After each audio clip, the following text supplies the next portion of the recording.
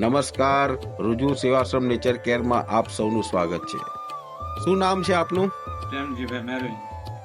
તો રુજુ સેવાશ્રમ નેચર કેરની મુલાકાત કઈ રીતે લીધી આપે? નિશ્ચિતથી પત્રિકા મળી તે વાંચીને પછી હું વળતે દિવસે ત્યાં આવ્યો. તો આપણે શું સમસ્યા હતી? આંખે આંગણે જેવું 6, 7, 8, 10 મહિના હતું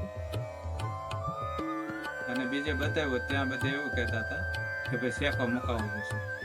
તો પછી રુજુ સેવાશ્રમ નેચર કેરમાં આપણે સારવાર લીધી એ કઈ રીતની હતી? ત્યાં આવીને સાહેબને કીધું કે આ રીતે 8-10 મહિના થશે, બરોબર છે. તો સાહેબે આંખમાં ટીપા નાખ્યા પછી પૂછ્યું કઈ પ્રોબ્લેમ? મેં કીધું ના, અત્યારે તો કોઈ ફરક નથી. પછી મને કે લાવો પગ, તો પોઈન્ટ કર્યા તો 60-70% તો મને ત્યાં જ સારું થઈ ગયું. અને પછી 3-4 દિવસમાં હાવ કમ્પ્લીટ થઈ ગયું. અચ્છા, તો આ સારવારથી આપણે શું ફાયદો થયો? આમ મને 100% આંગણે જે હતું સાવ મટી ગયું, એ ફાયદો.